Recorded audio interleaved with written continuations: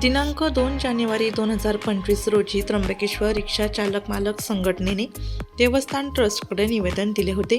त्यामध्ये काही वृत्तवाहिन्यांद्वारे रिक्षा चालकांबद्दल करण्यात आलेल्या अपप्रचारामुळे त्यांची प्रतिष्ठा धोक्यात आल्याची बाब मांडण्यात आली होती। या प्रकरणावर संबंधित ट्रस्टींनी माफी मागावी अशी मागणी संघटनेने केली होती। दिनांक 7 जानेवारी 2025 रोजी श्री त्र्यंबकेश्वर ज्योतिर्लिंग मंदिरात वार्षिक उत्सवानिमित्त मोठ्या प्रमाणात भाविकांची गर्दी झाली होती। यावेळी काही पत्रकारांनी ट्रस्टच्या प्रतिनिधींना या संदर्भातील प्रश्न विचारले। एका घटनेबाबत बोलताना ट्रस्टच्या वतीने ट्रस्टींनी स्पष्टीकरण दिले।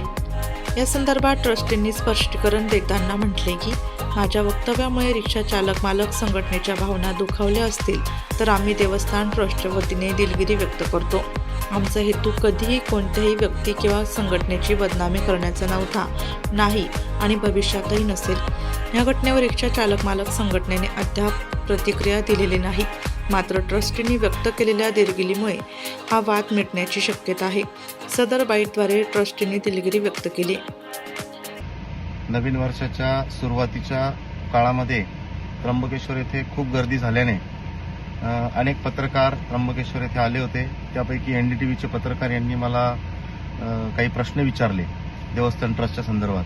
तर त्यामध्ये अनेक घटना ज्या देवस्थान ट्रस्टच्या कॅम्पसच्या बाहेर घडलेल्या आहेत त्या संदर्भात मी ट्रस्टच्या वतीने काही माहिती दिली होती।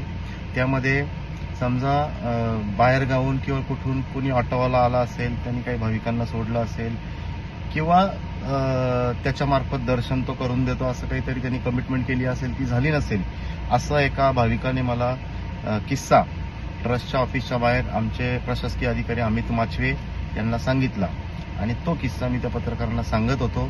परंतु त्यामध्ये माझ्या शहरातल्या रिक्षा चालक मालक संघटना सर्व रिक्षा चालक यांचा कुठेही दुरान्वयी संबंध नव्हता।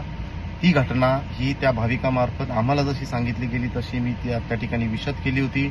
परंतु त्यानंतर त्या रिक्षावाल्याच्या अनुषंगाने माझ्या गावातल्या ऑटो चालक, रिक्षा चालक, मालक या सर्वांच्या जर काही भावना दुखावल्या असतील तर ते माझ्याच गावातले नागरिक आहेत, माझे सर्व स्नेही आहेत आणि त्यांच्यामार्फत अशा कुठल्याही प्रकारचा गैरप्रकार होत नाही।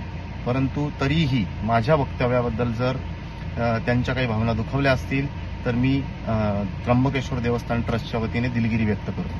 धन्यवाद। त्र्यंबकेश्वर रिक्षा चालक मालक संघटना त्र्यंबकेश्वरच्या वतीने आम्ही 2 जानेवारी 2024 रोजी जे आंदोलन केलं होतं त्या आंदोलनाला आम्हाला निवेदन दिलं होतं देवस्थान ट्रस्टला।